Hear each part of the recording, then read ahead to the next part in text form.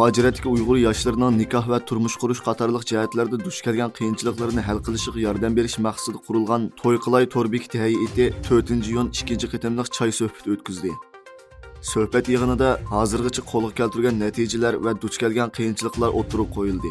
Suhbatda jam bo'lgan jamiyat rahbarlari va aloqador ulamolar Uyg'ur yoshlarining to'y qilish masalasida duch kelgan qiyinchiliklarni hal qilish va sog'lom oila qurib chiqish qatorliq masalalarni muzokara qildi. Yig'inda so'z qilguvchilar yoshlardagi tashabbuskorlik, mas'uliyatchanlik va o'ziga ishonish tuyg'usini kuchaytirish uchun ota-onalar va jamiyatning alohida ko'ngil bo'lishi kerakligini ta'kidlab o'tdi. Xitoyning Uyg'ur nopusini kontrol qilish uchun Uyg'ur ayollarini tug'mas qilishi va Uyg'ur qizlarini Xitoy erlari bilan nikohlanishga majburlashi Uyg'urlarning milliy mavjudligiga xirs paydo qilgan edi.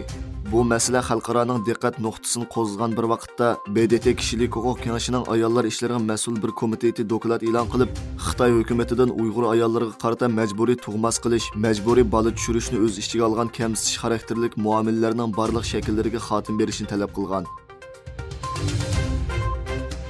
Amerika Tashqi ishlar ministrligining muavin bayonotchisi Vedant Patil Xitoyning urush paraxoti avatib Tayvan bo'g'ozidan o'tgan bir Amerika qo'g'lug'uchi paraxotiga parakentchilik silish voqeasida Amerikaning to'g'risida xalqaro qonun bo'yicha harakat qilganligini aytdi hamda rayonda bu xil faoliyatlarni davomlashtirganligini bildirdi.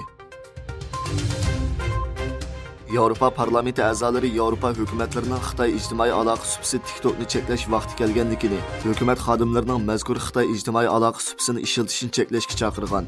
Politico gazetining xabar qilishicha, Yevropa parlamenti o'tgan hafta chet el hukumatlarining saxta uchur, tor hujumi va halqiliq ul aslihalarga qarshilik qilish orqali Yevropa davlatlarining ichki ishlarga aralashish harakatlarini to'sishga oid bir tavsiya qarori ma'qullagan. Yevropa parlament a'zolari bu tavsiya qarorida Yevropa hukumatlarining TikTokga cheklama qo'ygan ba'zi g'arb davlatlari bilan birdaklikni saqlashni talab qilgan. Türkiye Prezidenti Erdoğan'ın sobiq bayonotchisi İbrahim Kalin Türkiye Milli İstihbarat Teşkilatı'nın başlıqlığı tayinlandi. Bu vazifani o'tayotgan Hakan Fidan bu qitimliq kabinetda tashqi ishlar ministri bo'lgan edi. Bu hafta 5-iyun rasmiy bayonot e'lon qilindi. Fransiya hukumati tuvan xamcho'tdagi chirkavlarni qo'g'dash va asli keltirish uchun iyona to'plash faoliyati boshladi. Elisi Sarayning bayonotiga qaraganda, Prezident Emmanuel Macron tunugun Normandiya dengiz qirg'og'idagi BDT Pan Ma'arif va madaniyat tashkilotining Dunyo madaniyat meroslari tizimiga kirgizilgan Mont Saint-Michel chirkavining qurilganligining 1000 yilligini tabriklash faoliyatida qatnashgan.